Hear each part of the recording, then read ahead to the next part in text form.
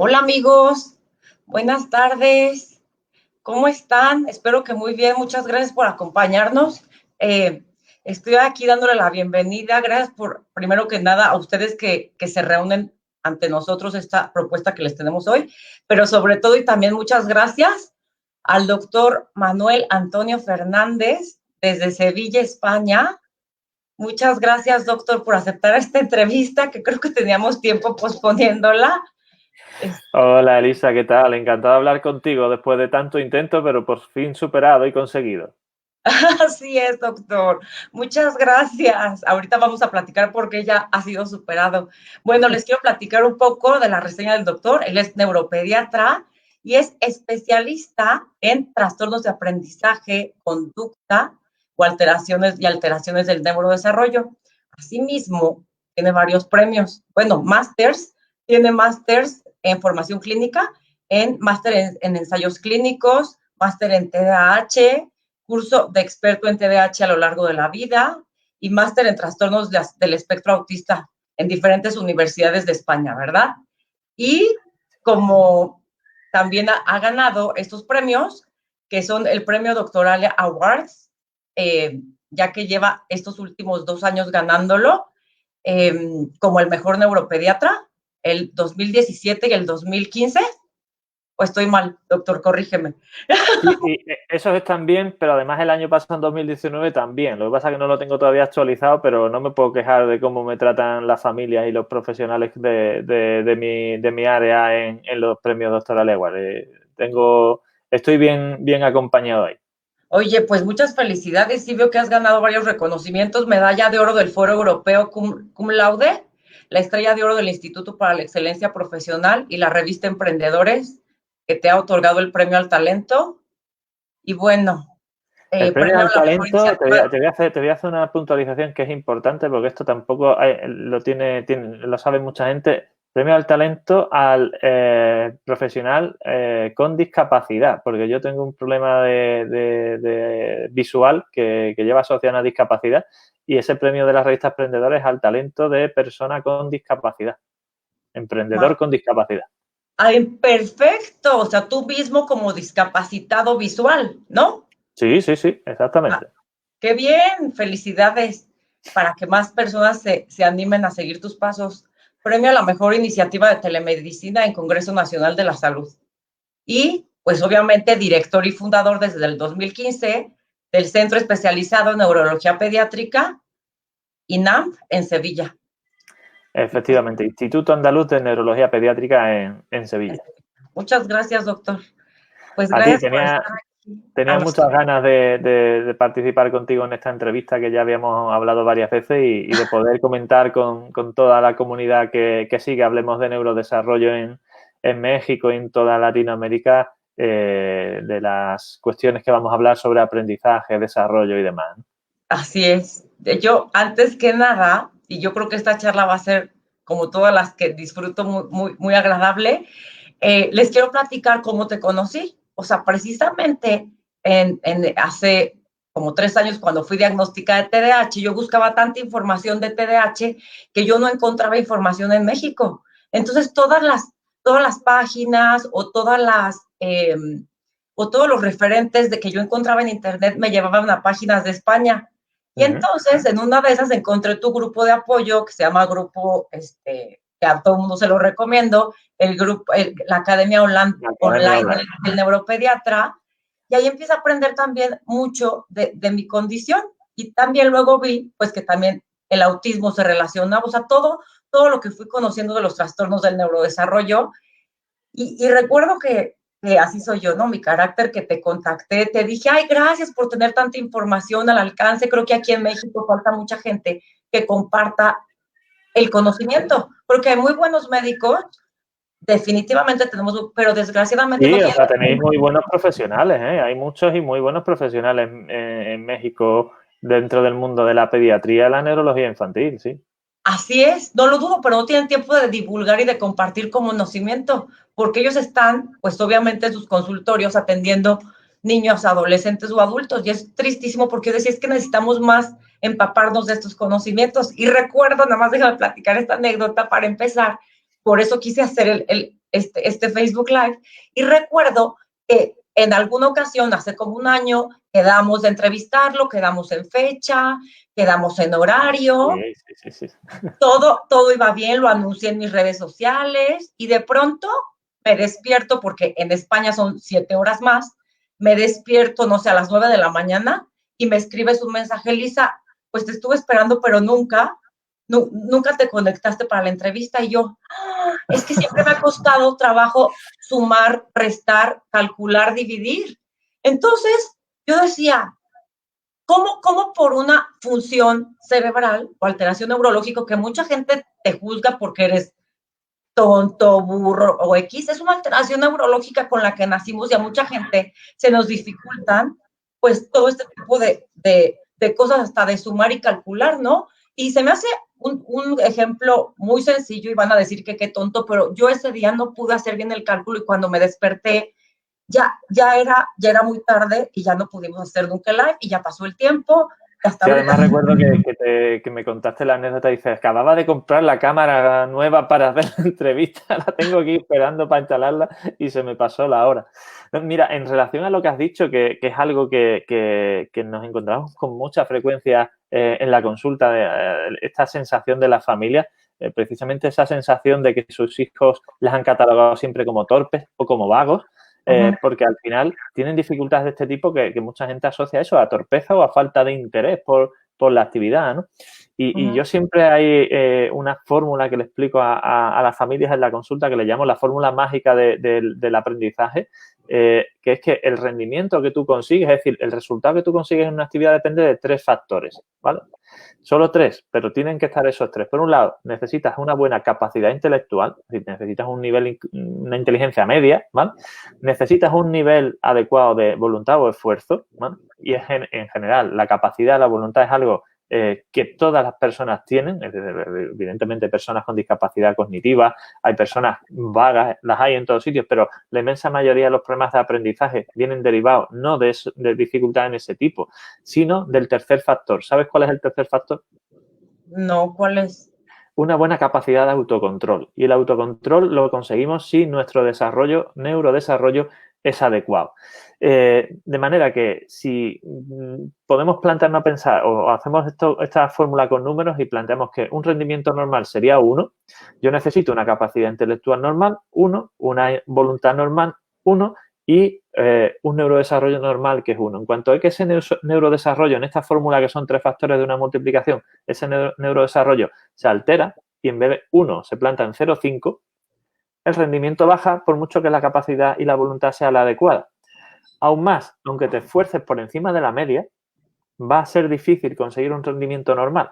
Pero como este tercer factor las familias no lo conocen y los profesores deberían, pero tampoco, y los profesionales del neurodesarrollo tampoco lo explican bien, al final todo el mundo piensa que un rendimiento bajo depende solo de falta de capacidad o de falta de voluntad. Y se olvidan ese tercer factor que es fundamental para entender por qué las personas con esta situación, como tú has planteado, tenéis dificultad en este área y por qué eso, si nadie te explica cuál es el motivo que te lo provoca, lo que te genera a largo plazo es frustración, inseguridad y una mala autopercepción o problemas de autoestima, que al final repercuten no solo en tu aprendizaje, sino incluso en las relaciones sociales, ¿no? Claro.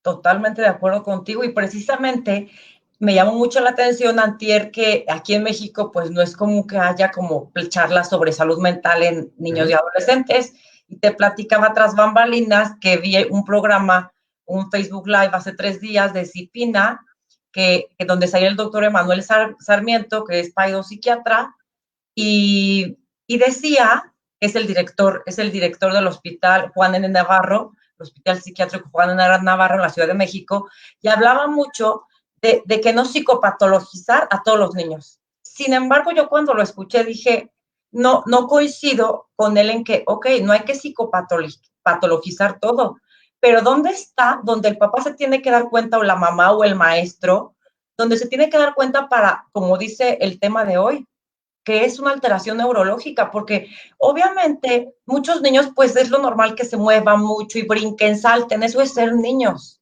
pero qué difícil, y tú por tantos años que llevas de experiencia, qué difícil cuando un papá, una mamá, un padre de familia, un maestro, se tiene que dar cuenta que ese niño hay que apoyarlo.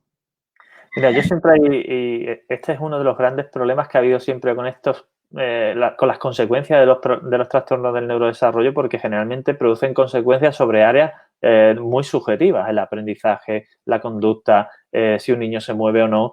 Todo el mundo opina, todo como que es muy difícil de ponerle datos objetivos a esa situación.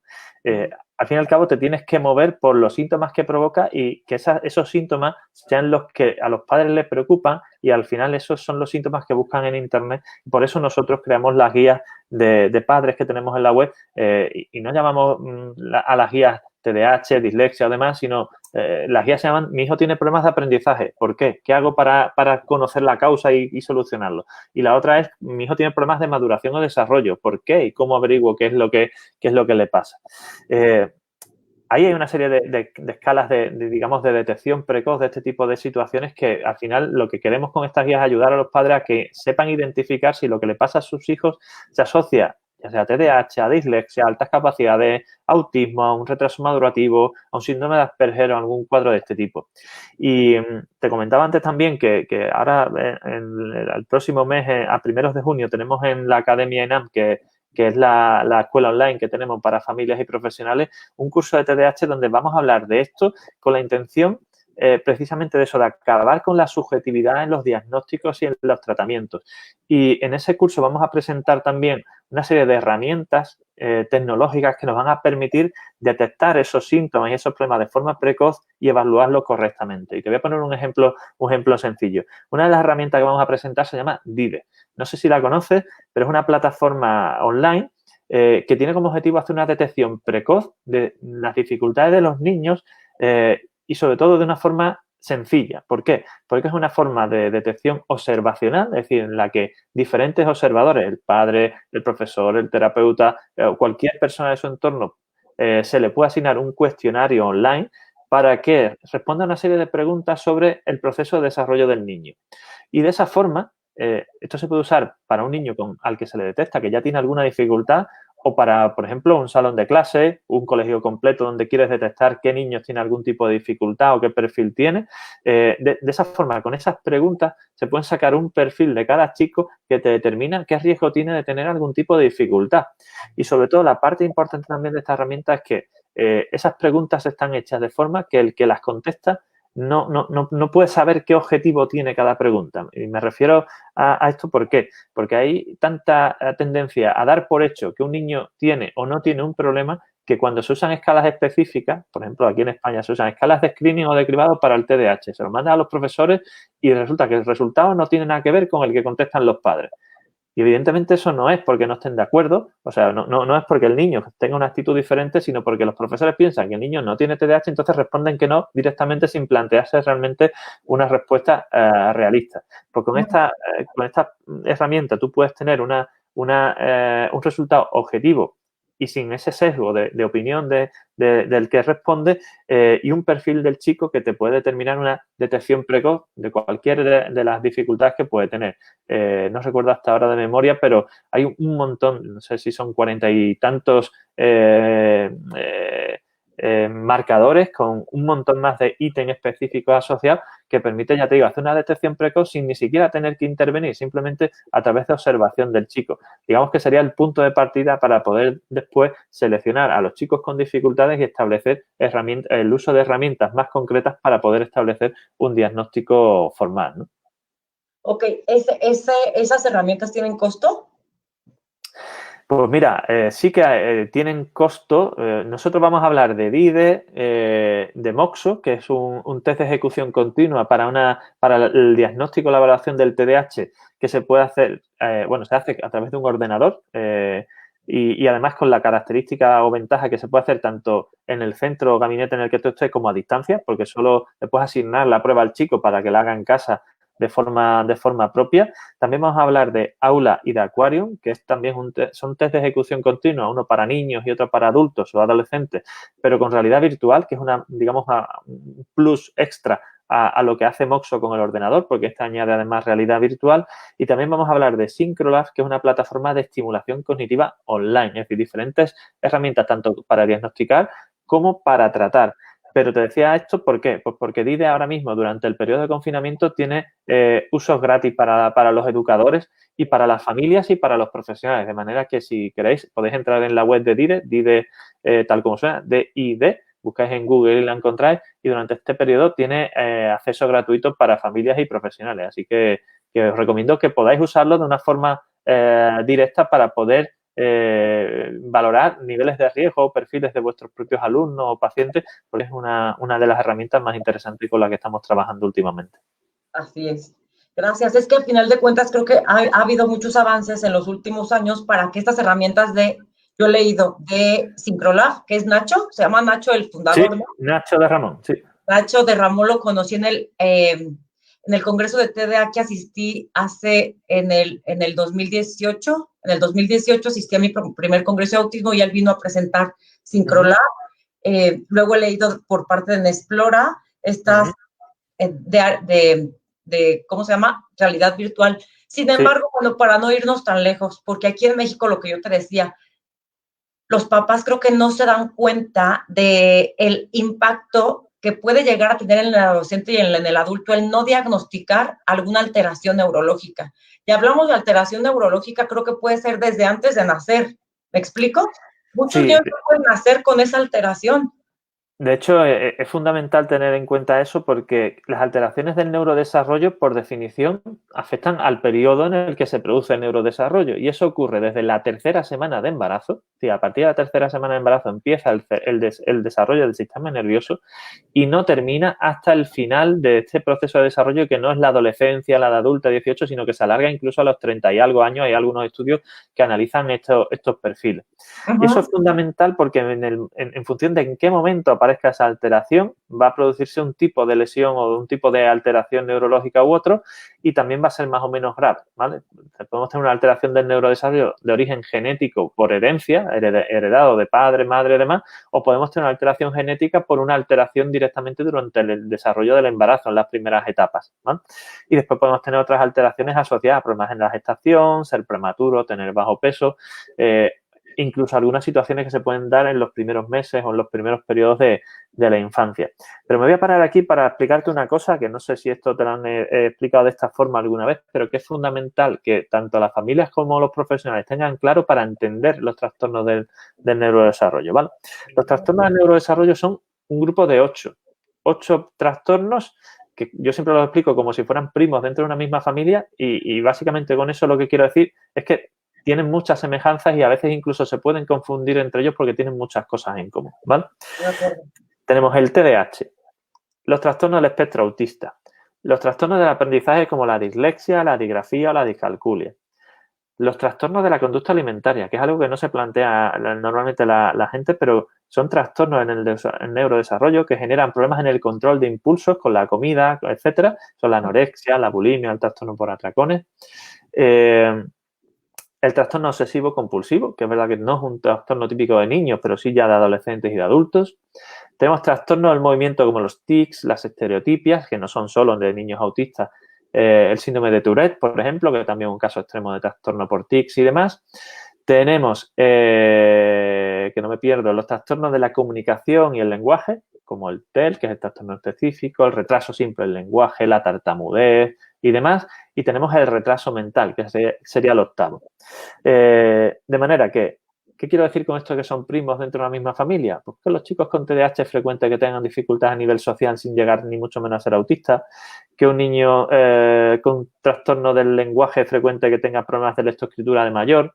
Es decir, que encontrarse un trastorno de neurodesarrollo puro y duro, en el que podemos decir que tiene un TDAH y ya está, es muy complicado. Lo normal es que tengas un TDAH con dificultades de lectoescritura más o menos intensa, como para definir que sea una dislexia o una discalculia, o que tenga dificultades sociales y trastornos comunicativos bueno, y una de las cosas, además, que cuando los niños son muy pequeños, porque evidentemente, si tenemos una línea de neurodesarrollo normal y las alteraciones se van separando conforme vamos creciendo, cuanto más pequeños somos, más difícil es diferenciar esas alteraciones del neurodesarrollo. Y uno de los problemas más significativos que nos encontramos en las consultas es cuando tienes niños en los que diferenciar si es autismo o es un TDAH, lo que va a pasar en el futuro es difícil, Y a la familia le han dicho a lo mejor con 2 años, 2 años y medio que el niño tiene rasgos de autismo, cuando realmente los rasgos, entre comillas, son que no habla, que no te mira y que no para quieto. Cuando realmente no te mira porque no te presta atención,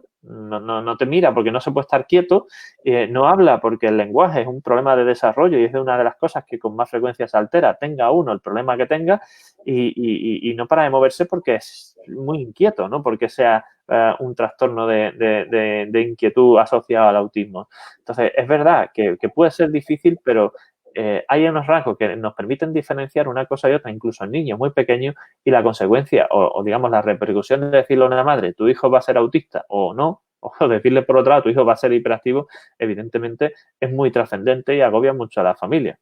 Es verdad que al final el tiempo pone al niño en su lugar, pero mientras que eso se va aclarando, las familias pasan auténticos calvarios, ¿no?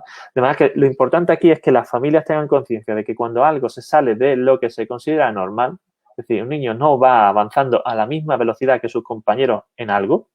Y en esto, yo sé que hablo mucho, si me tienes que parar, me paras, pero dicen comparar, no está bien comparar. ¿Por qué no? Sí, en los niños sí. Es decir, si tú quieres saber lo que no es normal, necesitas compararlo con lo que es normal. Si un niño no habla con 2 años, no es normal, habrá que buscar la causa. Si un niño no aprende a leer con 7, no es normal, algo tendrá que buscarse para encontrar la causa, ¿vale? Entonces, la normalidad es fundamental conocerla para poder diferenciar lo que no es normal. Y sobre todo yo creo que aquí a mí me gustaría hacer un comentario sobre esa manera de comparar, sin decírselo a los hijos. ¿Por qué? Porque el comparar a los hijos afecta en la autoestima. Me explico, es como si tú no puedes por voluntad, y no es porque no quieras o puedas por voluntad, es que neurológicamente no puedes hacerlo como tus pares. Claro, de hecho yo en la consulta, cuando los niños ya tienen una edad suficiente, yo siempre explico esto que os he explicado a vosotros con lo de la inteligencia, la voluntad y demás, se lo explico a los niños igual que a los padres en la consulta, porque muchos niños llegan a la consulta creyendo que son tontos, así de claro. O sea, muchos niños que, bueno, yo le pregunto hace unos meses a un chico en la consulta que tenía 8 años, tenía 8 años. Y había suspendido en el curso en el que estaba 5 asignaturas en la primera evaluación y le pregunté que por qué. Y me dijo que porque estudiaba poco. Yo sabía, porque la madre me había rellenado todos los cuestionarios, que el niño estudiaba toda la tarde, ¿no? Entonces, cuando yo le pregunté, pero si tú estudias desde las 3 que llegas a casa hasta las 9 todos los días, ¿por qué dices que estudias poco? Me lo dice mi maestra. La maestra ve que un niño que no es tonto saca malas notas. Por la conclusión que saca la maestra, como no se plantea que puede haber algún tipo de problema de neurodesarrollo, se plantea que es simplemente que es vago y que no estudia suficiente. Y al final, de repetirlo tantas veces, el propio niño con 8 años, que el pobre no tiene conciencia de lo que es estudiar mucho o poco, tiene la sensación de que estudia poco. Entonces, él mismo se está creyendo que es vago. Pero claro, ese niño a alguien le tiene que explicar que no es así, ¿no? Igual ese ejemplo te puedo contar infinito en el que la situación es al revés. Y el niño se cree directamente que es tonto. Porque con 8 años, hombre, no llega a pensar eso, pero cuando ya tiene 15, uno se lo plantea. Claro, que yo estudio mucho y yo suspendo todo. Porque mis compañeros en 2 horas que se leen un tema sacan un 7 en el examen de geografía. Pues resumen, soy tonto. O sea, esto no puede pasar. Que todo el mundo lo haga así y yo no, significa que soy tonto. No tiene más explicación, ¿no? O tú le explicas que su problema es atencional o de otro tipo, o el pobre chaval piensa que es tonto directamente. Sobre todo ayer, exacto, y sobre todo ayer que fue Día del Maestro aquí en México, yo ponía los ejemplos de cómo el aprendizaje que puede ser menos que tus pares o más a tus pares siempre va a generar problema, y siempre es porque ya existe una dificultad. Por ejemplo, los niños con altas capacidades les cuesta la interacción social, o los niños con déficit de atención también somos rechazados, ¿me explico? Sé que es muy difícil este tema del diagnóstico en las alteraciones del neurodesarrollo, porque aquí por lo regular pasamos por un peregrinaje de expertos para poder llegar al adecuado. Pero la recomendación principal para quienes nos estén viendo, ¿tú qué les dirías? Porque pues bueno, el tema es vastísimo, pero concretamente cuando vean que hay una alteración neurológica. Mira, te quería hacer una parada respecto a lo que has dicho de las altas capacidades, porque es algo bastante importante y que normalmente se suele pasar por alto. De hecho, alguna vez he tenido alguna medio discusión a través de Facebook con algunas familias por decir que los niños con altas capacidades tienen dificultades de aprendizaje o de relaciones. Y decía que aquí vamos a ser realistas. Es verdad que hay niños que no, pero hay otros que sí. Más o menos un 40% de los niños con alta capacidad tienen problemas de aprendizaje o de relaciones o de conducta, ¿no? Esto no es tan bonito decir mi hijo es superdotado y ya está, no, requiere también un esfuerzo X, ¿no? Lo digo porque últimamente se tiende a ser tan buenista que parece que cualquiera de estas situaciones es un beneficio. Hombre, pues no es un beneficio tener el TDAH, tiene sus puntos positivos, pero tiene muchos puntos negativos que si te lo puedes evitar, pues perfecto. Y en la alta capacidad, igual. Entonces, yo siempre digo a la familia que de lo que se tienen que plantear es o sea, si la evolución de su hijo está siendo la normal respecto a los 3 parámetros a los 4 parámetros que nos interesan. Tiene un buen rendimiento académico, tiene unas buenas relaciones sociales, tiene una conducta normal y tiene una evolución emocional y se encuentra emocionalmente estable. Si esas 4 cosas están evolucionando bien, probablemente su hijo no tenga ningún problema. A lo mejor tiene algunos, pero si lo tiene no tiene que ser muy importante. Pero si cualquiera de esas 3 cosas, o sea, de esas 4 cosas, no va bien, es decir, tu hijo no va bien en los estudios, le cuesta estudiar o estudia y al final no aprueba. Le cuesta tener una buena relación social, no se integra, no mantiene amigos, le cuesta iniciar actividades, es muy poco comunicativo y demás.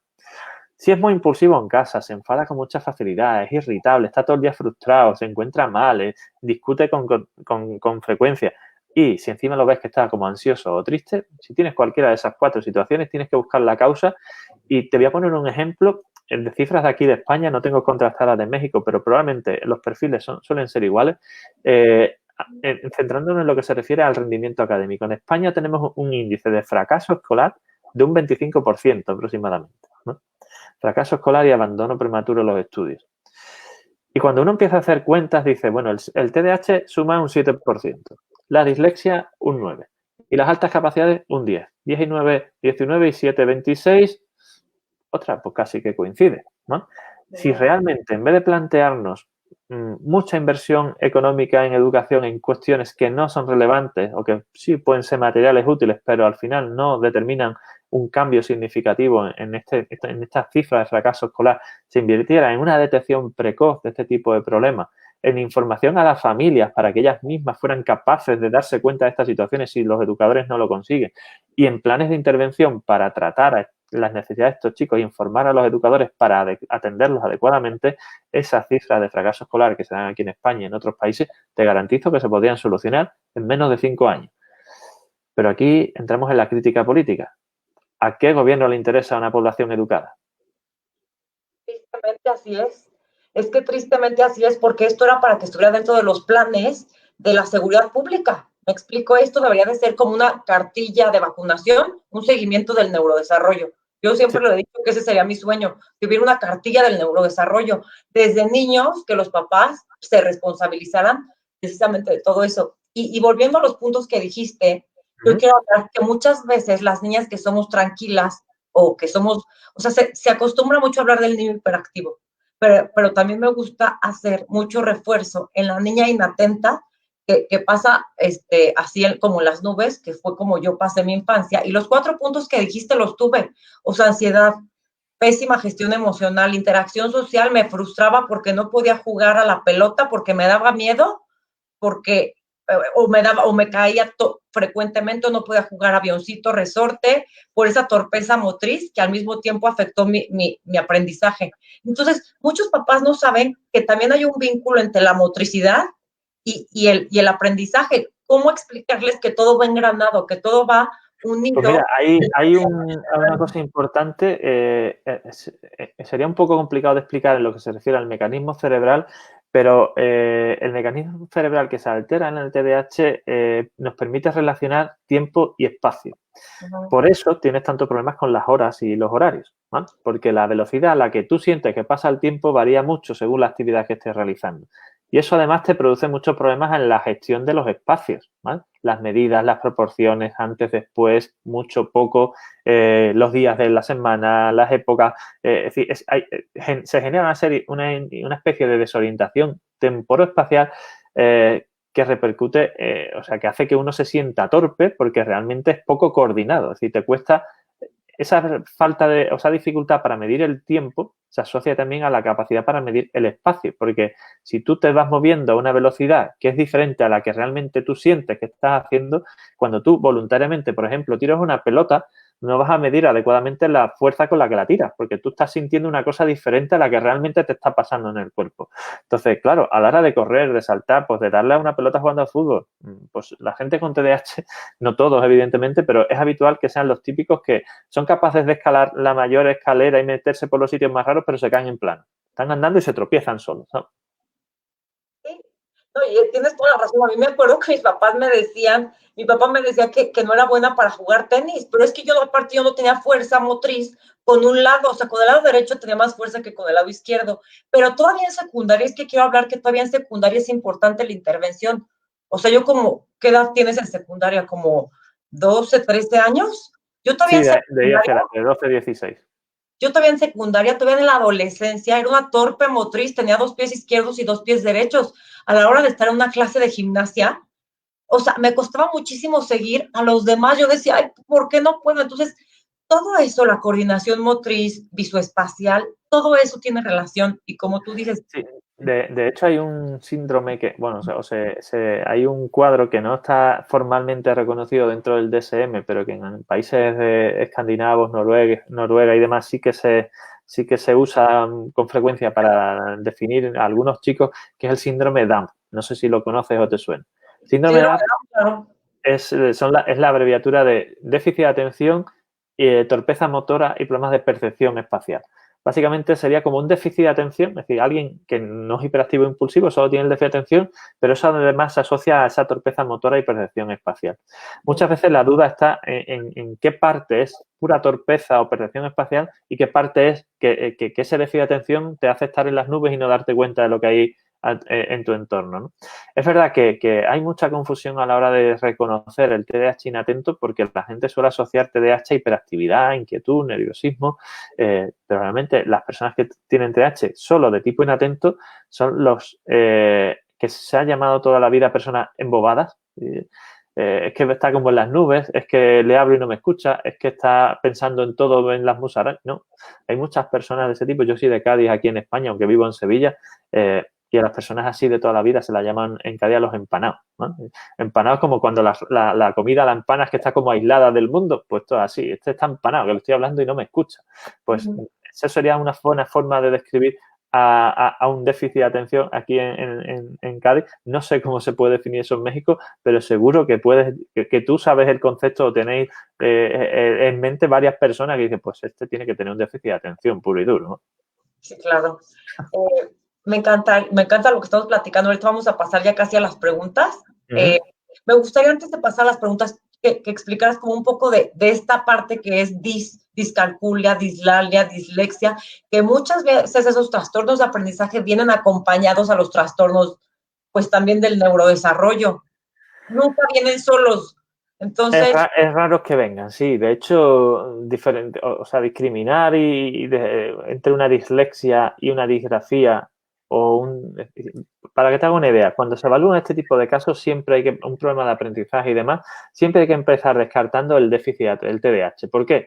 Porque una persona, un chico con TDAH, por los propios síntomas del TDAH, de atención, de hiperactividad e impulsividad, puede desencadenarle problemas de lectoescritura y de matemáticas que no sean una dislexia, una disgrafía, una discalculia, pero que sean exactamente iguales los síntomas. De manera que si no tienes en cuenta la existencia del TDAH, puedes evaluar esos síntomas de dislexia y demás y diagnosticarlo de dislexia sin serlo, ¿vale? La causa era el TDAH, si trato el TDAH soluciono esos problemas de lectoescritura, pero si no me entero que tiene TDAH, yo le hago las pruebas y me confundo, creo que tiene una dislexia e intento tratar esa dislexia, no voy a conseguir nunca mejorar, ¿no? Pasa exactamente igual cuando tienes un chico con TDAH o dislexia o con los dos y le haces un test de inteligencia. ¿Alguien piensa que no va a tener más errores que alguien que no tiene déficit de atención o dislexia? Pues claro que los va a tener. Y el riesgo es decir que como tiene más errores que cualquier persona, tiene un coeficiente intelectual bajo. Realmente no es que sea poco inteligente, es que la prueba no mide inteligencia, mide cómo yo soy capaz de hacer algo en unas condiciones determinadas. Si a mí me hacen una prueba sin gafas, la voy a hacer mucho peor y eso no significa que sea más torpe. Pues esto estamos en lo mismo. Tienes que descartar eso primero para poder evaluar la inteligencia y eso es la manera de explicarte la relación que tienen estos procesos entre sí. Y después, es que evidentemente un chico con dislexia o disgrafía, poder diferenciar dónde empieza uno y dónde acaba otro es muy complicado. Pero además, otra de las cosas importantes es y precisamente por eso la tecnología está ayudando mucho, ¿vale? La dislexia o la disgrafía no significa tener problemas de leer o de escribir, ¿vale? Esa es la consecuencia, pero el problema que tenemos está en nuestro proceso de funcionamiento cerebral. Entonces, cambio letras, cambio signos, ¿hace falta analizar la letra de un niño para saber si tiene una disgrafía? Pues no. ¿Hace falta analizar la lectura de un niño para ver si tiene dislexia? No. Hay test y hay pruebas que ya nos permiten analizar el proceso cognitivo que desencadena esos síntomas. De manera que incluso hay pruebas online que nos permitan hacer un screening de dislexia o un screening de disgrafía o de discalculia. Una de las más conocidas que no la estamos usando ahora, pero que vamos a trabajar con ella en breve también dentro de nuestra escuela online, es Change Dislexia. No sé si conoces la página, claro, pero Luz Reyo pues ha desarrollado, lleva mucho tiempo trabajando en este sistema para hacer una evaluación y una intervención en personas con dislexia y evidentemente no hace falta, que esto no es la cuestión de poner a un niño a escribir y a leer, sino son pruebas cognitivas online que se pueden hacer y terapia cognitiva online que se puede hacer para estos casos. Y te voy a hacer, antes de que pasemos las preguntas, una apreciación que creo que es importante porque aquí en España lo vemos con mucha frecuencia y no sé cómo está esta situación en México y en Latinoamérica, pero hay mucha estafa en el mundo de la terapia dentro de los trastornos del neurodesarrollo en relación a la terapia visual y la terapia auditiva. Es decir, la terapia visual, la terapia optométrica, la optometría comportamental y demás, no sirve, no es una terapia eficaz ni útil para el TDAH ni el trastorno del neurodesarrollo, ¿no? Yo tengo este problema de nacimiento de la vista, se mueven los ojos hacia los lados, ¿vale? Es decir, un problema de neurodesarrollo en el cerebelo hace que no pueda controlar esa posición y se mueve. Yo siempre le explico a las familias que vienen a mi consulta que si eso fuera determinante para el aprendizaje, yo sería torpe, ¿no? Y no podría haber hecho lo que he hecho en mi vida. O sea que, y la terapia auditiva va 3/4 de lo mismo. La terapia auditiva, si tienes un problema visual o auditivo, te va a ayudar este tipo de terapia, pero la terapia auditiva no mejora el neurodesarrollo, ¿no? Te mejora la funcionalidad auditiva. Si no tienes un problema auditivo, pues no te va a servir para nada. Así que los métodos conocidos como Tomatis, Sena y demás no son útiles y no gasten dinero en eso porque es una auténtica pérdida de dinero y de tiempo. Me ganen los enemigos que me ganen. Ya sé, luego salen las personas de que dicen, ay, es que estamos solo diciendo cosas basadas en ciencia, pero les digo, es que de qué sirve que pierdas no solo tu dinero, tu valioso tiempo que por años pierdes en terapias y aparte, mientras más crecen los niños, menos conexiones neuronales tenemos. Por eso la importancia de que... Estás haciendo cosas que no funcionan, estás perdiendo el dinero, estás perdiendo el tiempo de hacer otras cosas que funcionan o de no hacer nada y quedarte como estás, pero desde luego no de tener un resultado perjudicial. Y sobre todo lo importante es que si haces cosas que no funcionan, no puedes hacer las que funcionan y el tiempo sin trabajo eficiente repercute negativamente. El neurodesarrollo, si no se trata, va empeorando con la edad y eso es fundamental controlar.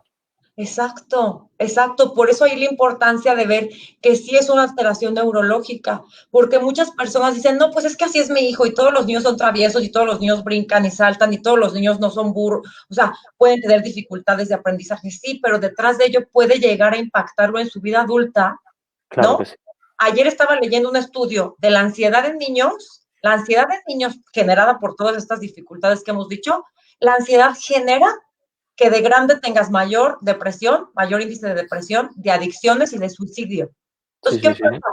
Que no estamos atendiendo la ansiedad que está generando el ir a la escuela para muchos niños. Yo tengo un caso que mejoró bastante, pero llegó la cuarentena y bueno, aunque sigue mejor, pero claro, no podía ir a clase, que es un caso directamente de una ansiedad, una fobia a la escuela. O sea, esta era una chica muy exigente consigo misma, tenía un buen rendimiento y esta chica en principio tiene un déficit de atención, pero muy leve, es decir, pero era tan autoexigente consigo misma y estaba empezando a tener algunas dificultades que directamente asoció un rechazo y una fobia y cada vez que tenía que salir a clase empezaba a encontrarse mal, a sentirse mal, tenía que ir al baño y eso fue creciendo hasta que cada vez que tenía que salir a la calle tenía que pasarse media hora en el baño para poder salir tranquila y directamente acabó por no poder salir. Hizo una conducta obsesiva de ese tipo. Entonces, estuve haciendo durante 2 o 3 semanas una terapia psicológica, pero eso no llegó a ningún sitio, evidentemente. Ese problema generó un trastorno de ansiedad. le alteró los neurotransmisores asociados a la ansiedad, la serotonina y demás, y se produjo un trastorno como tal, una alteración neurobiológica de esto, y evidentemente ya estaba asociando un cuadro depresivo por esa situación. El tratamiento de eso, más allá de que evidentemente pueda ayudarle una terapia psicológica, es tratamiento farmacológico antidepresivo. Si tú no le solucionas la alteración de los neurotransmisores, la intervención psicológica no va a servir para nada. Y de hecho, hay tratamientos que funcionan muy rápido dentro de los antidepresivos, y esta chica, 2 semanas después de empezar el tratamiento, estaba empezando a salir a clase y empezando a ir en periodos cortos al aula, pero claro, llegó el confinamiento y ya se tuvo que quedar en casa, pero ahora no vive con angustia el momento en el que tenga que volver a la clase, con lo que si no nos planteamos realmente que todo esto son problemas de funcionamiento cerebral y que por lo tanto requieren modificaciones de ese funcionamiento cerebral y que en muchos casos son farmacológicas, que es lo que le da miedo muchas veces a las personas, a las familias, pues nos tendremos que plantear que es fundamental hacerlo. Si hay terapia farmacológica, como si hay terapia de otro tipo, ¿no? Pero hay que tratarlo de alguna manera. Estoy totalmente de acuerdo contigo. Y precisamente en días pasados entrevisté al neuropsiquiatra de aquí de México, neuropsiquiatra mexicano Edilberto Peña, y hablamos de todo esto, cómo va generando, la ansiedad se va haciendo grande, las fobias se van haciendo más grandes. Entonces, esto que estamos haciendo tú y yo es prevención. Atender en la infancia es prevención a la violencia, prevención al suicidio, prevención a las adicciones, porque tratar a un infante va a tener repercusiones positivas. Claro, yo siempre le digo o digo cuando hablamos de esto públicamente que si yo fuera político egoístamente esto me lo plantearía como una auténtica inversión de futuro. Lo que pasa es que los políticos no piensan en futuro. Y esto es una inversión que no se rentabiliza en 2, 3 ni 4 años. Estamos hablando de que si tratas a niños ahora con 6, 8, 10, 12, pues cuando sean adultos tendrán muchas menos dificultades. Pero claro, 10, 15, 20 años después, a lo mejor nadie se acuerda ya de quién hizo esa inversión ni de quién hizo ese proceso. Yo te pongo un ejemplo de un estudio que no sé a nivel internacional, pero que aquí se han hecho varios en España, sobre el perfil de presos en cárceles españolas, y el 40% de los presos de estas, de los reclusos de estas prisiones cumplen criterios de TDAH, el adulto de tipo impulsivo. Entonces, si tú a esas personas, esto es una elucubración evidentemente, pero si tú a esas personas las hubiese detectado en su momento, le hubiese puesto tratamiento y hubieses conseguido disminuir, minimizar o incluso normalizar esa alteración del neurodesarrollo, probablemente no solo estaríamos diciendo que tenemos menos situaciones de este tipo, menos presos y demás, sino tendríamos menos delito, que es la parte grave de la consecuencia de esa situación. Si un niño con 7 años tiene un trastorno negativista desafiante y no lo tratas, evidentemente lo va a tener con 15, lo va a tener con 20, y esas conductas violentas, agresivas, antisociales, delictivas y demás, y el consumo de sustancias es mucho más alto en ese perfil de paciente, ¿eh? Y exacto, eso es lo que no sabe mucha gente, que muchas personas podemos ya nacer con esa condición neurobiológica, con esa predisposición a tener más adicciones, como los TDA, que tenemos mayor predisposición al alcoholismo, al trastorno de abuso de sustancias, 8.5 veces más. Cualquier cosa, mira, tú piensas que en el TDAH lo que se altera es el ciclo de la regulación de la dopamina y la adrenalina. Si tenemos la dopamina baja, que es la sustancia que nos hace sentirnos bien, tener recompensa, vamos a tender a buscar cualquier cosa que nos haga sentirnos mejor. Y evidentemente todo el mundo tiene riesgo de tener conductas adictivas con el alcohol, las drogas y demás. Pero las personas con TDAH tienen un riesgo muchísimo más elevado. Primero, porque como sufren consecuencias negativas, van a tener más tendencia a buscar una manera de evadirse de esas consecuencias, y después porque una vez que tienes ese inicio de consumo, la probabilidad o la facilidad para poder dejarlo va a ser mucho menor y tu tendencia a mantenerlo va a ser mucho más alta. Así que si podemos prevenirlo, evidentemente, muchísimo mejor, ¿no? Y también las personas con autismo que hemos sido diagnosticadas o que han sido diagnosticadas en la vida adulta, muchos de ellos lo dicen. Yo pasé por ansiedad, depresión, ideas suicidas y abuso de sustancias. Entonces, por eso las alteraciones... Y muchas papeletas dentro de esa situación, perdona, para además tener conductas dependientes, ya no de sustancias, sino de personas. O sea, se vuelven personas dependientes, manipulables, con facilidad para la tendencia al acoso, al maltrato y demás. De eso voy a hablar el miércoles nuevamente con el neuropsiquiatra de relaciones tóxicas. Cómo desde la base neurobiológica puedes ya estar predispuesto a este tipo de relaciones tóxicas. Si no tienes una capacidad de organización, planificación, toma de decisiones y demás, muchas de esas cosas puede hacer que necesites que alguien las tome por ti. pero la gente que suele tender a tomar decisiones por otros también suele ser más posesiva. Y eso hace que muchas veces tengan conductas impulsivas y esa sensación de desequilibrio de poder dentro de la pareja puede llevar a problemas, claro. Así es. Hace poco también voy a entrevistar a una amiga que se llama Atsimba Prescott, que es de aquí de Querétaro, que he conocido últimamente. Ella está especializándose en la parte de, ¿cómo se llama? De esta, ay, se me fue la palabra. Es muy común en mí que se me vaya la palabra cuando la voy a decir, pero se está especializando en la parte de drogadicción y todo lo que es delictivo, todo lo que es la parte delictiva. Y me decía que muchas personas de los que están también en la cárcel tienen autismo y nunca se los diagnosticaron. Claro, puede haber personas que no tengan capacidad de empatizar y de sentir que las cosas que hacen son negativas o están mal, digamos, ¿no? De no sentir... se me ha ido la palabra a mí también. De no sentirse mal por tener actos ilegales o actos inadecuados. Con esto no quiero decir que una condición, o sea, una condición con la que naces, sea un condicionante en tu vida. Con esto quiero decir que el neurodesarrollo también se ve alterado por el entorno en el que creces. Y un niño que crece en un entorno de violencia, de negligencia, de abandono, va a tener mayor predisposición a esto, ¿no? Sí, pero lo que bien dice es que tener mayor predisposición no significa obligatoriamente tener que pasar por esa situación y evidentemente tampoco es una justificación o un eximente a la hora de haber cometido algún delito o alguna infracción. Así es. Bueno, ya para pasar a las preguntas, quisiera terminar con esta estadística del doctor Juan Francisco Lozano, que es pediatra también, y él me encanta lo que dice, la estadística no miente, necesitamos más expertos en trastornos del neurodesarrollo. Por ejemplo, hay muchos cardiólogos para un problema no tan común, que 1 en 77 niños tienen un problema cardíaco, y mientras que 1 en 6 niños tiene un problema del neurodesarrollo. Entonces, para la gente es más común y hasta con menos estigma hablar del cardiólogo, que llevas a tu hijo al cardiólogo, que lo está teniendo un cardiólogo, a que decirlo que 1 de cada 6 niños tiene una alteración del neurodesarrollo y que por eso lo vas a tener que llevar a un neuropediatra, paidopsiquiatra, pediatra, ¿me explico? Hay mucha falta de información y de hecho varía mucho en función de la zona, del país y demás, pero hay una de las características que yo siempre remarco del neurodesarrollo, que en general es poco conocido, ¿no? Pero yo siempre digo que el neurodesarrollo, primero, en lo que se refiere a los periodos, abarca, como hemos dicho, desde poco después del inicio del embarazo hasta mucho más allá de la edad adulta, que podemos abarcar también, como tú has dicho, la prevención, la promoción, el diagnóstico, el tratamiento y la rehabilitación cuando hace falta,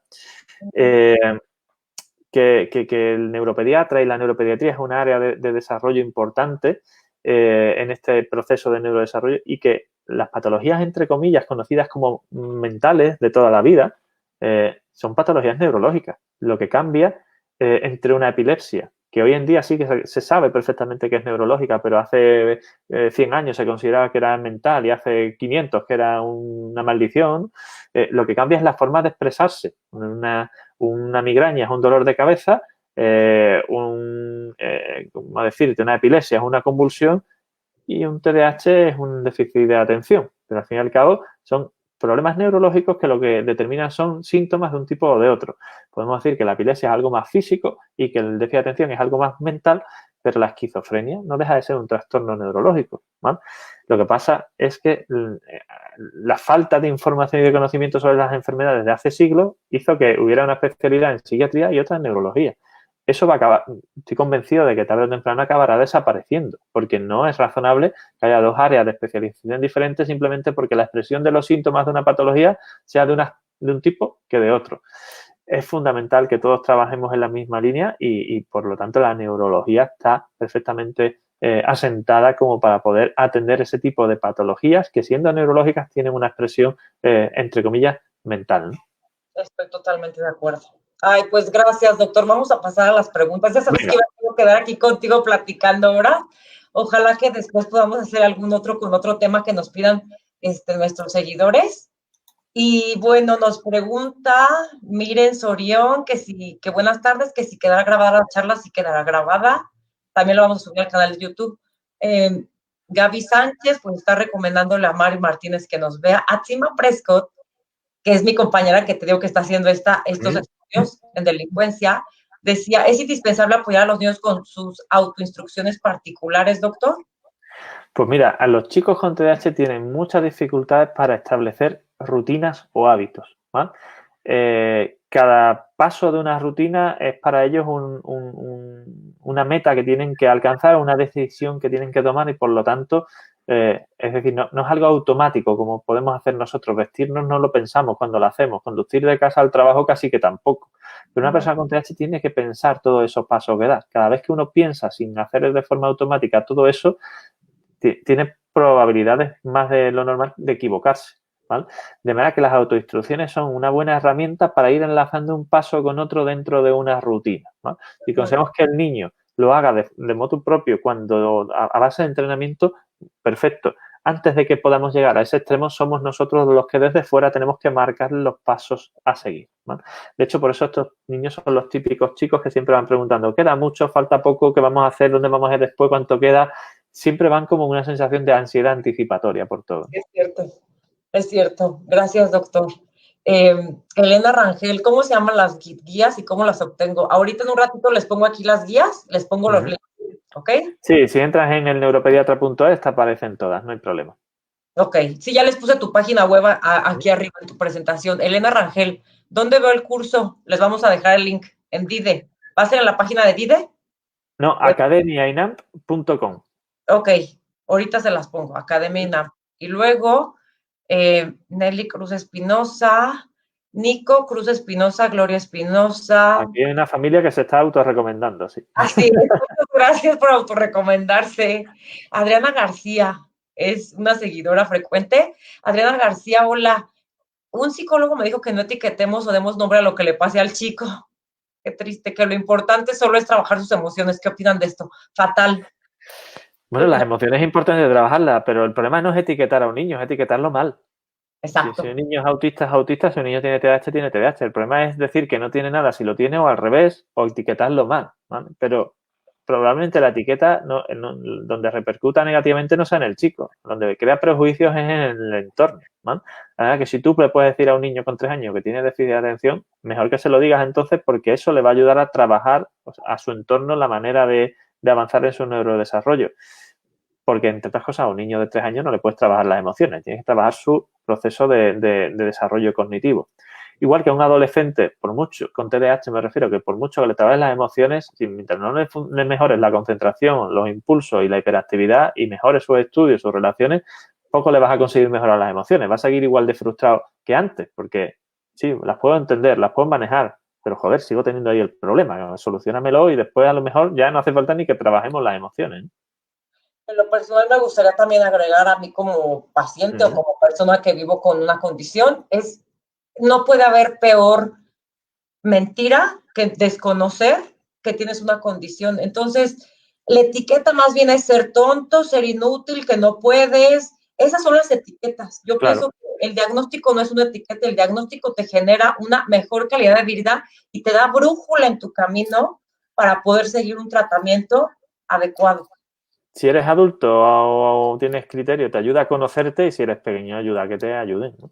Te voy a hacer otro inciso de estos que me provocan muchos enemigos o muchas discusiones, pero me gusta aclarar estas cosas porque, ya te digo, el tema del lenguaje y del buenismo en el lenguaje a veces lleva a errores. Tú has usado una palabra que sí es verdad que se usa mucho, que es el término de condición, pero quiero aclararle a todo aquel que dice al respecto de los trastornos del neurodesarrollo que no son patologías o no son enfermedades, que podemos llevarnos horas, todas las horas que quiera, hablando sobre la etimología de la palabra, de lo que sea, ¿vale? Pero tener autismo es tener una enfermedad, tener tan enfermedad como tener una depresión, que por mucho que se llame depresión, el nombre técnico es trastorno depresivo mayor, igual que tener una epilepsia, que puede ser una enfermedad epiléptica o un trastorno epiléptico. Es decir, vamos a dejarnos de marear los nombres, da igual cómo lo quieras llamar o el concepto que le quieras mostrar, pero son problemas que repercuten negativamente en tu salud, que tiene una posibilidad de diagnóstico y de tratamiento y, de hecho, como por ejemplo en el TDAH, no en otros, pero en el TDAH es posible curar, con lo que llámale como quieras, pero no nos llevemos a querer transformar un problema en algo positivo. Tiene algunas cosas positivas, pero yo preferiría no tener mi problema visual, eso te lo garantizo. Estoy de acuerdo, estoy de acuerdo. Es que es una brújula para tener un tratamiento adecuado. Elizabeth Iglesias, por favor, ¿podría anotar la página? Sí, sí la vamos a anotar. Gracias. Elisa, ¿qué menciona? Sí, sí la vamos a anotar, gracias. Rosa y Dania Santiago, se trabaja mucho en lo que no hace y no él lo que puede hacer, es decir, sus habilidades se desaprovecha. Eso es a lo que voy. Que hay que potenciar nuestras fortalezas desde la infancia. Claro, de hecho, nuestro lema es, o digamos el eslogan que usamos es, nosotros ayudamos a los chicos a potenciar su desarrollo para normalizar al máximo, o sea, para alcanzar la máxima potencialidad, al máximo nivel de sus capacidades y que eso les ayuda a convertirse en adultos plenos e integrados. O sea, lo que queremos es que su neurodesarrollo avance lo máximo posible porque eso es lo que le va a permitir normalizar su día a día y, por lo tanto, tener un desarrollo afectivo, social, educativo y demás completamente normal. Yo diría funcional, completamente funcional. Me explico, porque muchos llegamos a ser tan disfuncionales en las emociones, la interacción social, por tantas cosas que desconocíamos desde niños. Nico Cruz Espinosa, recomendando a alguien de su familia. Wilder González, doctor, soy hiperactivo de 46 años, pero soy un buen portero de fútbol. ¿Cómo lo explicamos? Hombre, pues eso tiene fácil explicación. Primero, seguro que el fútbol es una pasión tuya, con lo que evidentemente los niveles de dopamina cuando estás haciendo esa actividad te suben y te mejoran tu rendimiento. Segundo, probablemente tu perfil de TDAH, como tú bien especificas ahí, no es inatento, sino hiperactivo, con lo que ese tipo de actividad vas a ser capaz de mantenerla bien. Y bueno, si yo siempre tengo muchas familias que me preguntan, ¿cuándo va a dejar el niño el tratamiento? Digo, pues mira, pues cuando su desarrollo se normalice o cuando la actividad que está realizando le apasione tanto que no deje de ser un problema para él esforzarse en ella. Y yo creo que es su caso, ¿no? Así es. Francis Campos, ¿es correcto decirle a un niño o adolescente que es hiperactivo sin algún diagnóstico? Máximo en tiempo de colegiatura. Yo creo que fue de confinamiento, ¿no? ¿O qué? No sé en esa situación, pero a un niño hay que decirle que es hiperactivo si lo es y está diagnosticado. Si no, podrá ser nervioso, llámale como quieras, pero no puedes plantearle un diagnóstico. Esto también es importante lo que se refiere al lenguaje porque las palabras dicen o diagnostican. Decir que un niño es hiperactivo, aunque últimamente y de un tiempo hacia acá sea algo que en la calle se usa como una expresión despectiva de que un niño tiene mala actitud o mal comportamiento, pero decir que un niño es hiperactivo es realmente dar un diagnóstico, con lo que tenemos que ser cuidadosos ya no solo de decírselo a él, sino de ser nosotros conscientes de cómo nos referimos a él y cómo hablamos de él cuando hablamos con alguien, ¿no? Si tiene un diagnóstico le puedes decir y le puede explicar al doctor lo que sea, pero si no lo es, no use ese tipo de palabras. Así es. Sí, no usar esos términos para descripción. Efectivamente. Para que te hagas una idea, el término idiota, la palabra idiota, hace siglos era un diagnóstico. Es decir, el retraso mental hace siglos se denominaba idiocia, pero se usaba tanto de forma despectiva para insultar a los demás que al fin y al cabo se fue cambiando. Hay que tener un poco de cuidado con ese tema del lenguaje. También es verdad que llegamos a veces a puntos absurdos donde ya hoy en día no se habla de retraso mental porque parece que es despectivo decir que la gente va con retraso en su capacidad mental, que no le veo la parte despectiva en eso, es una descripción. Hoy en día hay que decir discapacidad intelectual. Bueno, pues vale, es lo políticamente correcto, pero... Pero yo sí recuerdo en mi infancia, doctor, qué bueno que lo mencionas, yo sí recuerdo que tenía parientes o alguien de cuando yo era niña, que si decían, eres una retrasada mental, ¿cómo me hubiera gustado creérmela? Porque de verdad sí tenía una dificultad muy grande de aprendizaje y era como un término despectivo e hiriente. Eso se usa para insultar cuando... Digo porque hoy en día se pasa esto con lo de la hiperactividad. No, este niño es hiperactivo, lo decimos con mucha ligereza, pero al fin y al cabo es un diagnóstico y al final estamos asociando algo negativo a un diagnóstico. Eso es lo que hace que al final las familias tengan reparo a la hora de reconocer que su hijo, incluso ya diagnosticado, tiene TDAH y de no decirlo en la escuela, de no decirlo en su entorno social, porque hay una mala percepción de ese tipo de casos. Así es. Muchas gracias por aclararlo. Luego, Edgar Carreón Rodríguez. Buenas tardes, vivo en Veracruz, México. ¿Dónde puedo encontrar apoyo para tratar a una niña de 10 años con TDAH? Ahorita te dejamos aquí los links y los recursos. Alejandra Maradiaga, agradecería nos compartan todos esos sitios de recursos y pruebas que han mencionado. Con gusto los vamos a poner. Charito García, ¿qué sugiere para ayudar a los niños con algún trastorno del desarrollo a ser conscientes de su realidad, de sus habilidades y dificultades sin impactar en su autoestima, pero sobre todo para favorecer su avance? Bueno, aquí hay que hacerlo en función de la edad. Si son muy pequeños no tiene mucho sentido hablarles ni contarles, sino trabajar o hacer una estimulación de sus capacidades. Pero si es más mayorcito, sí que es importante que entiendan que las dificultades que ellos viven en el día a día no se deben a esa torpeza, a una supuesta torpeza o vagueza, sino que es una dificultad y sobre todo que tiene solución y que mientras que ellos se esfuercen y sabiendo que tienen una capacidad adecuada, nosotros le podemos solucionar ese problema de capacidad de atención, de concentración, de hiperactividad y demás, y que si esa tercera pata de la fórmula de aprendizaje se la solucionamos, él va a poder rendir correctamente hasta poder normalizarlo. Entonces, sabiendo eso, el ánimo de los chicos se mejora mucho directamente. Yo tengo a chicos que cuando tú le cuentas todo esto y le dices, bueno, para esto hay que tomar un tratamiento tal y cual, le dices, bueno, ¿alguna pregunta? Y mira al padre y dice, papá, ¿cuándo voy a empezar? Están deseando poder salir de esa situación. Así es, muchas gracias. Dice Mari Medina que ya no diga la palabra burro. Pues, ¿qué crees, Mari? Me da mucha pena, pero la voy a seguir diciendo. A mí me generó un trauma esa palabra. A mí me generó mucha dificultad en mi vida. A mí de verdad es una palabra que crecí pensando que lo era hasta mis 40 años que fui diagnosticada. En España Ay, a mí es que me gustan mucho los burros. ¿Eh? A mí me gustan mucho los burros. Entonces nunca he asociado la palabra burro a algo negativo, porque es que me gustan mucho los animales, los burros. Exacto, a mí también. Exacto, pero no sé cómo un sinónimo aquí en México, donde fuera descriptivo a las personas que no éramos aplicadas en la infancia. ¿Me explico? Sí. Y que hasta te ponían unas orejas, aparte, te ponían orejas. Entonces era humillante, por eso digo, es humillante el aprendizaje para muchas personas con alteraciones neurológicas y en aquel entonces no se sabía. Hoy por lo menos... Lo que hemos dicho, básicamente te catalogan de torpe o de flojo y ya está. Y piensan que por decírtelo o por insistir van a conseguir que cambies, cuando no es así. Así es. No vas a insistir, no vas a cambiar con la voluntad. Tienes que tener una atención de un profesional. Nico Cruz Espinosa, Javier de la Rosa. Gracias, Nico. Nico Cruz es un gran difusor. Sí, gracias, Nico. Naye Saucedo. Doctor, los niños con TDAH o dislexia al momento de presentarse, ¿es bueno que indiquen qué tienen o no porque se etiquetan? Hombre, no tienes que ir diciendo, hola, buenos días, soy disléxico.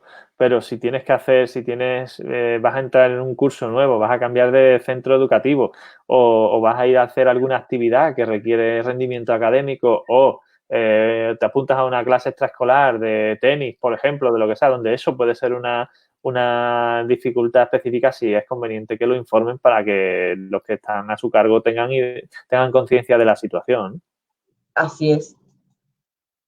Adriana García, nuevamente, ¿es cierto que un chico de altas capacidades puede ser mal diagnosticado con TDAH y viceversa? ¿No creer que tiene TDAH por miedo al mal diagnóstico por tener altas capacidades? Pues que puede tener ambos.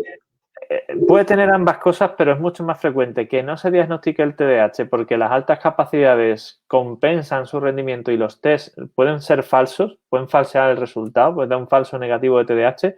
Eso es muchísimo más frecuente que lo contrario. Es decir, yo no he encontrado nunca ningún chico que esté diagnosticado de TDAH y que realmente no lo tenga, sino que lo que tenga sean altas capacidades, ¿no? Por lo que os he explicado antes del proceso de evaluación, de cómo repercute una cosa en la otra, es mucho más habitual que sea al revés. Que tenga las dos cosas y que no se detecte, pero no al revés. Ok, muchas gracias. Pame Podesta, ¿es normal que los niños con retrasos generales del desarrollo tengan unas semanas bien, luego una semana totalmente desconectado y alterado y luego la vuelta a la normalidad? Bueno, con retraso general del desarrollo, digamos que es la manera de llamar a los trastornos del autismo según la clasificación CIE. Pero sí, es verdad que varían mucho a lo largo del tiempo y a veces hay épocas o días incluso que tienen días magníficos y otros días que tienen muy, muy negativos. A veces son más largos estos periodos y pueden ser semanas o así. Pero bueno, si estos periodos se alargan un poco más de una semana, sí es conveniente que tengan alguna revisión porque a veces tienen que ver con cambios metabólicos, con ajustes, con cambios de peso, cosas que hacen que los tratamientos, las terapias o demás sean menos efectivas y los alteren. Los metabólicos, yo diría hasta endocrinológicos, ¿no? Sí, sí, sí. Sí, porque ten en cuenta que a veces, bueno, con frecuencia muchos de estos chicos toman tratamientos como risperidona, como aripiprazol, toman antipsicóticos o neurolépticos que pueden cambiar su metabolismo, alterar el metabolismo hepático, a veces pueden tener como cualquier otro un trastorno del tiroides y bueno, a veces es importante. Y simplemente los cambios de edad hacen que los niños cambien el metabolismo y que unos tratamientos puedan dejar de funcionar igual y tengan cambios. Te voy a poner un ejemplo muy característico de las chicas, adolescentes o mujeres adultas con TDAH, que toman tratamiento como Concerta, metilfenidato, Ritalin, etcétera, en los que cuando se van acercando, o sea, la segunda fase del ciclo de la menstruación, cuando a partir de la ovulación se va acumulando un poco de retención de líquidos poco a poco a lo largo del tiempo, puede hacer que los tratamientos sean menos eficaces en esas 2 últimas semanas, especialmente en la semana anterior. Entonces, aunque no es muy habitual que llegue a requerir un cambio de dosis, sí es verdad que tengo algunas pacientes que la primera fase del ciclo toman una dosis y que la segunda toman una cantidad más alta porque les hace menos efecto el tratamiento. Así es. Muchas gracias, doctor. Y luego Nico Cruz Espinosa, me encantó su comentario. Por favor, que los psicólogos respeten el tratamiento que propone el psiquiatra. Hay un tabú de los psicólogos que dicen, nuestro cerebro solo se regenera y que con terapia se soluciona. Falso. Mira, hay un problema con algunas cosas bueno, esto también es políticamente incorrecto, pero el hecho de que haya más cantidad de profesionales de un tipo de especialidad que de otra hace que muchas veces su voz sea la que más se escucha, aunque no digan cosas que tengan sentido, ¿no? Esto pasa en el mundo de la psicología y la psiquiatría. Los psicólogos son más volumen que los psiquiatras y por lo menos en España hay una corriente que está casi haciendo que los psicólogos estén a la misma altura profesional que los psiquiatras, a ver si consigo sacar las manos ahí, ¿vale? Y como si básicamente los psiquiatras fueran psicólogos que pueden recetar fármacos, ¿vale? Okay. Es una cosa absurda porque son profesionales complementarios, pero el psiquiatra está para tratar los aspectos neurobiológicos. O sea, un psiquiatra no tiene por qué hacer psicoterapia, no le veo sentido, ¿vale? Ni un psicólogo tiene que entrar en la parte neurobiológica, el psicólogo está para hacer psicoterapia. Yo cuando me cuentan algunos compañeros, no, tenemos ahora compañeros en formación y demás, tenemos dentro de la formación una rotación por la unidad para hacer terapia psicológica. Digo, bueno, esto es como si yo, neurólogo, me voy a la unidad de rehabilitación, yo voy a aprender cómo se hace, pero yo no voy a hacer la rehabilitación. Entonces tú puedes aprender cómo funciona la terapia psicológica y demás, pero el psiquiatra no tiene que hacer psicoterapia. Lo que pasa es que bueno, tenemos una corriente evidentemente muy potente y muy clásica del psicoanálisis y la corriente psicoanalítica tiene todavía mucho calado en la psiquiatría y eso tiene sus consecuencias negativas, ¿no? En España también la hay y bueno, en Argentina y muchos países de Latinoamérica aún más, con lo que eso tiene su repercusión. Y sobre todo porque también hay muchos intereses a nivel de áreas profesionales en que hay muchos pacientes que una vez tratados farmacológicamente la necesidad de terapia psicológica es mucho menor. Entonces, hay psicólogos que se ven como fuera de juego cuando el psiquiatra puede hacer un tratamiento farmacológico de los pacientes y al final es una competición absurda, pero que se da realmente entre un grupo profesional y otro, ¿no? Así es. Muchas gracias, doctor. Mira, Janis Trujillo, que es fiel seguidora, dice, es totalmente cierto, aún en las escuelas no comprenden todo lo que abarca el TDAH, aunque les muestres un diagnóstico y plan de trabajo, no hay apoyo y solo se limitan en decir que el alumno es distraído, no aprende, no termina a tiempo, no permanece en su lugar. No comprenden, no son cosas que las hagan a propósito. Sí. Sí, tienen que estudiar. Sabemos que la neuroeducación tiene que avanzar en México a pasos agigantados. Mira, este verano tengo pendiente empezar a escribir porque a final de año tengo que entregar un libro sobre neuroeducación que vamos a publicar con la editorial Espasa del Grupo Planeta. Y surgió a raíz de una serie bueno, después del congreso que hicimos en noviembre de 2019, Congreso Virtual Aprendizaje y Desarrollo, que por cierto, el contenido está todavía disponible para el que quiera acceder, congreso virtual aprendizaje y desarrollo.com. ahí nos reunimos más de 30 profesionales para hablar de TDAH, dislexia, altas capacidades, autismo y aprendizaje y crianza en general. Pues después de ese congreso, como estaba muy orientado no solo a profesionales del neurodesarrollo, sino también a centros educativos, a educadores, a maestros y demás, tuvimos muchas solicitudes de charlas y demás sobre este tema. Y del contenido que creamos para esas charlas específicamente, nos propusieron, ya te digo, la editorial Espasa del Grupo Planeta, escribir un libro y a finales de año, si Dios quiere, estará terminado y presentado. Así que va a ser un libro sobre neuroeducación, donde vamos a explicar las bases neurobiológicas de los procesos de aprendizaje y cómo el neurodesarrollo interviene en todos estos procesos. Y además, bueno, una de las cosas importantes también es que vamos a explicar esto haciendo también referencia a cómo han cambiado las diferentes generaciones, desde la generación X, generación Y, la generación Z, que es la actual, y todo esto, y cómo eso ha influido en la concepción del aprendizaje y la educación. Y después una serie de estrategias con base neurobiológica de qué cosas podemos los padres y los profesionales hacer en nuestro día a día para facilitar el fomento y el desarrollo de esas habilidades de aprendizaje y de educación. Así que cuando esté publicado, porque todavía no tiene título, os lo presentaremos. Bueno, felicidades, doctor. Qué bueno que sigas compartiendo todos estos conocimientos. Atsima Prescott, mi amiga, que te digo que está haciendo sus estudios en adicciones y delincuencia, después nos platicará. Mi querido amigo doctor Carlos Chicalote, saludos. ¿Qué tal, Carlos? Que alguna vez te he visto por ahí por las redes. Sí, lo he entrevistado mucho aquí al doctor Carlos. Somos como del equipo aquí en México. Janis Trujillo, el diagnóstico de mi hijo es TDAH combinado y trastorno negativista desafiante. En la familia de mi esposo es donde hay TDAH. Tiene un 70% aproximadamente de predisposición genética. De hecho, cuando hay un chico con TDAH, es normal en un 50-60% de los casos encontrar a alguien más en la familia. Es el padre, la madre, los primos, en fin, es bastante habitual. Así es. Cintia Arias López, excelente tema, muchas gracias por ver. Cintia. Gracias por ver. Janis Trujillo nuevamente, así un familiar de mi esposo no fue diagnosticado a tiempo con TDAH y desencadenó esquizofrenia. Sus genes, ¿no? Sus propios genes traían esa carga genética. Efectivamente, puede acabar desarrollándose esas complicaciones. Probablemente no sea una esquizofrenia como tal, sea un trastorno de personalidad, porque en general el TDAH y la esquizofrenia no son dos patologías que se asocien. Es decir, tienen una base genética que por el motivo que sea no es conocido, casi que la existencia de uno descarta la otra, pero sí que se asocian muchos trastornos de personalidad en el TDAH adulto complicado que pueden llegar a confundirse con una esquizofrenia. Así es. Muchas gracias por aclararlo, doctor. Elena Rangel, el curso donde y cuándo, aquí se los vamos a dejar en un ratito. Todos interesados. Edgar Carrión, ¿puedo agendar una consulta en línea con el doctor? Sí, claro. Sí, hombre, os pasarán toda esa información ahí en la web de neuropediatra.es y academiaenam.com. Ahorita les dejo aquí sus contactos. Gracias a Simba. A ti, hombre.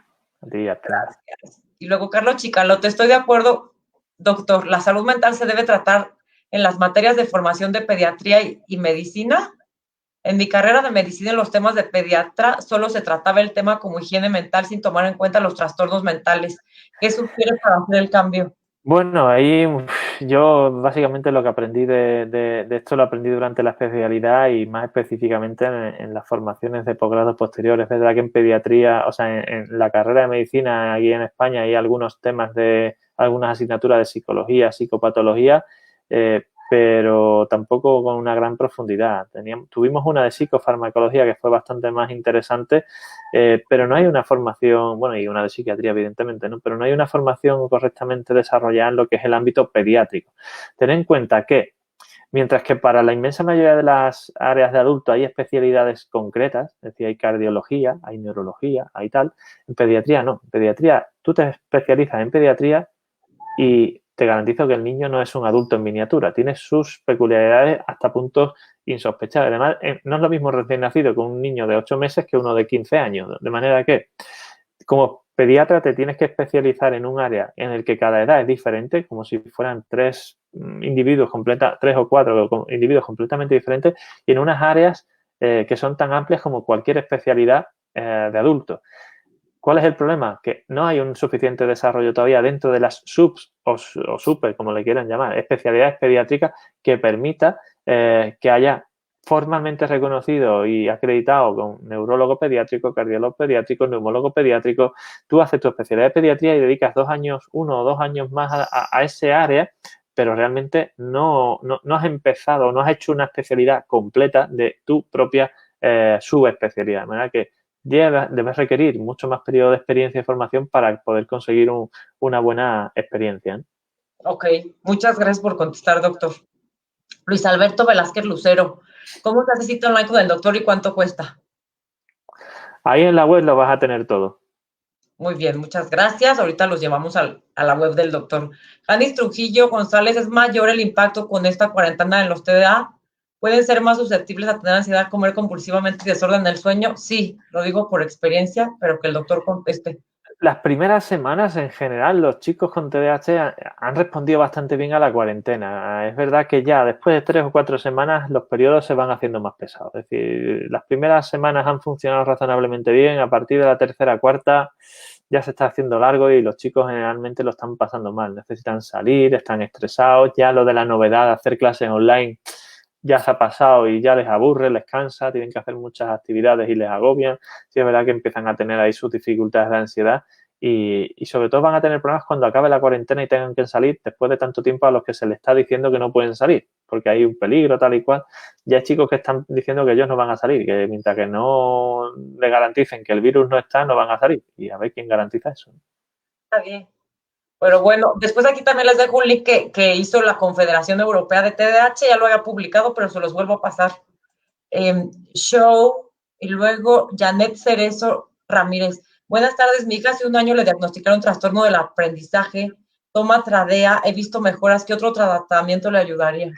El Tradea, si no me equivoco, es metilfenidato en parches.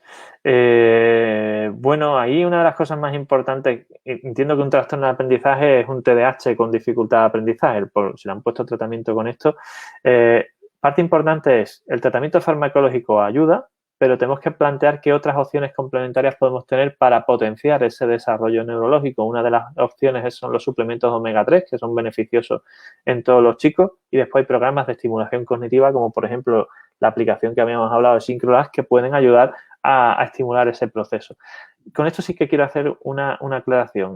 Con todas estas herramientas y plataformas de estimulación cognitiva, son útiles siempre que se hagan bajo supervisión profesional. Es decir, de nada sirve o de poco sirve que tú te descargues la aplicación, te pongas a hacer las actividades recomendadas así de forma más o menos aleatoria y no tengas una supervisión profesional. Todas estas herramientas funcionan, pero requieren una supervisión profesional que te establezcan un plan de tratamiento y además te ayuden no solo a monitorizar el resultado, sino a establecer rutinas, hábitos, etcétera, que te permitan aprovechar ese entrenamiento y generalizarlo a tu vida diaria. Tú no tiene sentido que entrenes la concentración en esa actividad si después no sabes usarla en tu planificación diaria.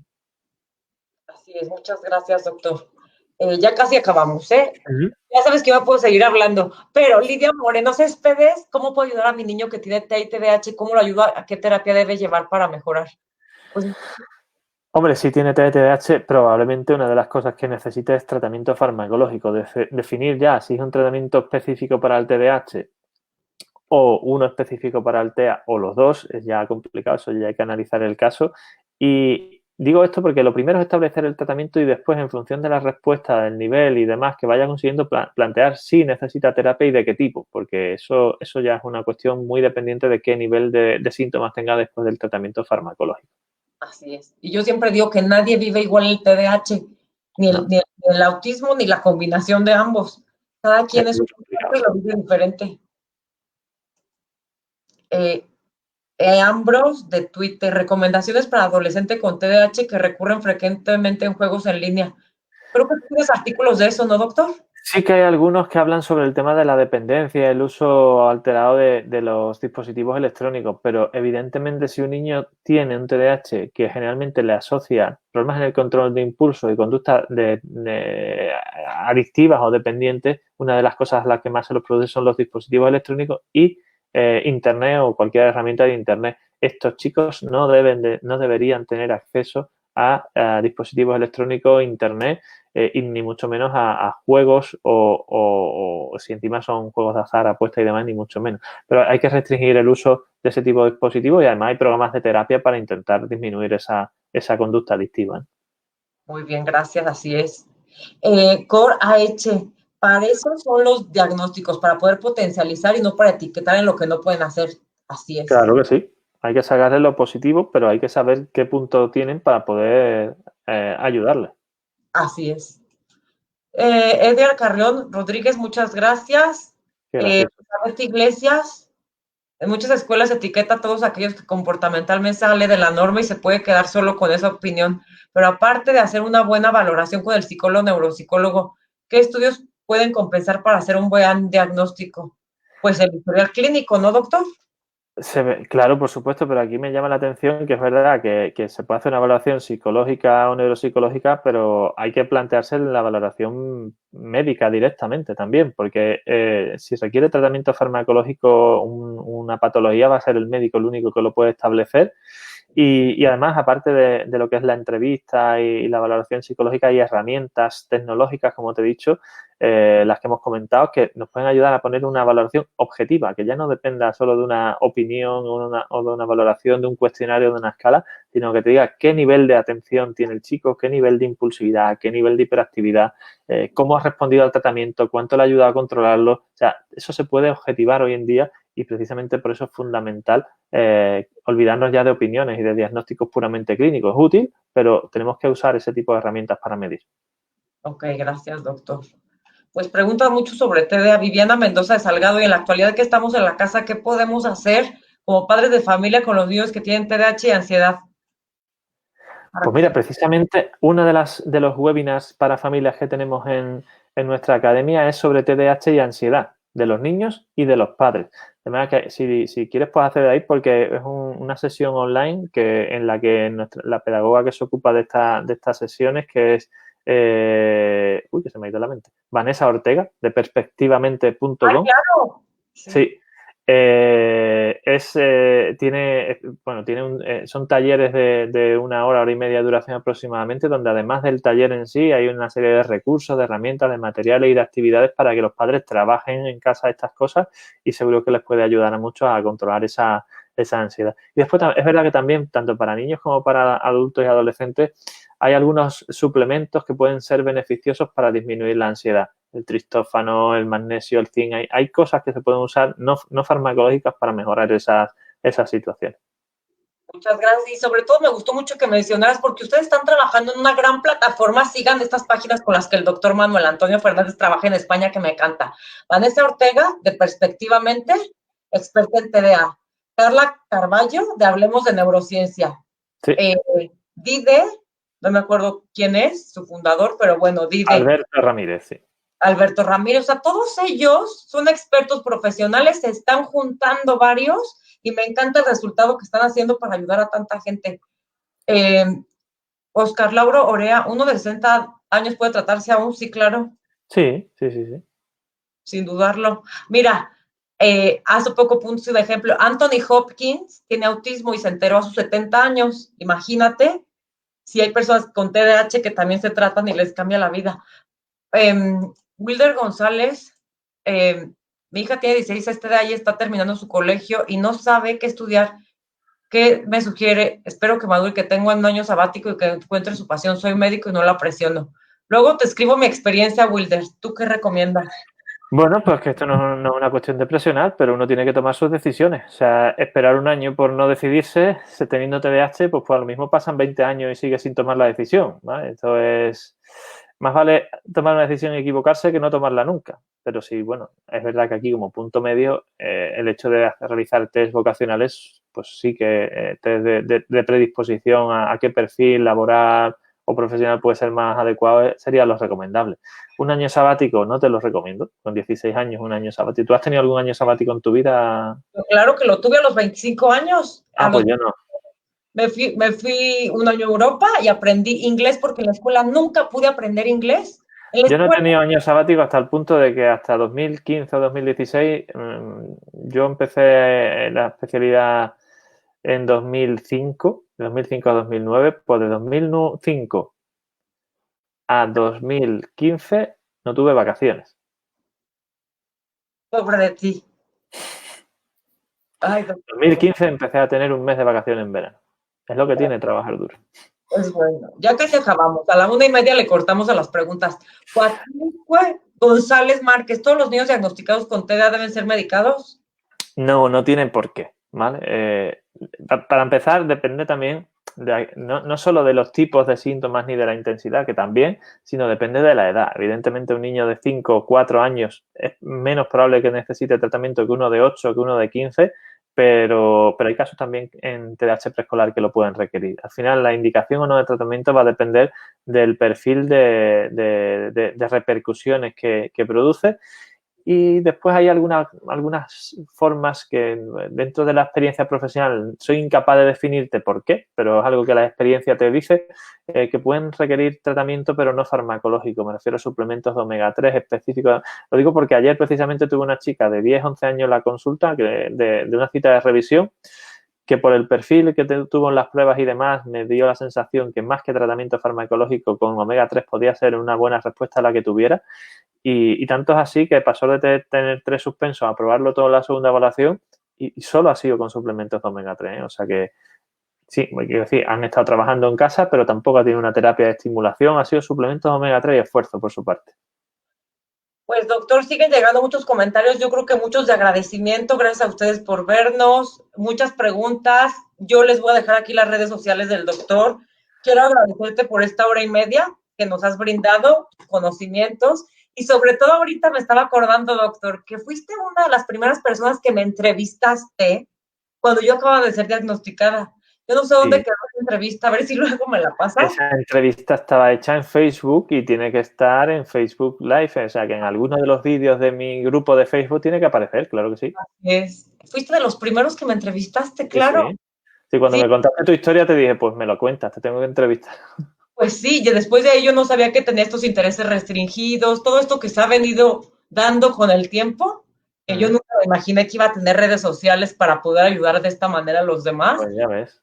Este, Por cierto, antes que no se me olvide, una de las cosas que empezamos a trabajar fuerte a principios de año y que hemos parado con el confinamiento, pero porque no hemos podido hacer más, pero que os va a resultar de interés seguro, es nuestro canal de YouTube. En el primer trimestre grabamos 15 vídeos específicos sobre neurodesarrollo, neuropediatría, TDAH, es decir, muchos cuadros de este tipo, dislexia, autismo, que os pueden resultar interesantes. Son vídeos cortos de entre 5 o 10 minutos que dejan conceptos claros que creo que van a ser de gran interés. De hecho, teníamos 700 seguidores porque no lo teníamos muy trabajado y en ese periodo de colgar los vídeos hemos pasado a 1.400. Así que cuando volvamos otra vez a tener posibilidad, volveremos a retomar esta rutina de los vídeos informativos y de divulgación sobre neurodesarrollo. Muchas gracias, doctor. No me quiero ir sin antes recordarles que el miércoles tengo una entrevista con el neuropsiquiatra Edilberto Peña, doctor Edilberto Peña, y vamos a hablar de las relaciones tóxicas. Muchos no nos imaginamos que por haber nacido con una condición del neurodesarrollo podemos ser más propensos a padecerlas también, ¿verdad? Efectivamente, así que hay que conocerlas para no meterse en ellas. Es todo un tema que repercute en la vida. Doctor, nuevamente, mil gracias. A ti, Elisa. Un abrazo fuerte. Muchas gracias y hablamos pronto. Claro que sí, gracias a todos los que nos vieron. Que tengan linda tarde. Bye, bye. Ahora. Que los bendiga. Bye, bye.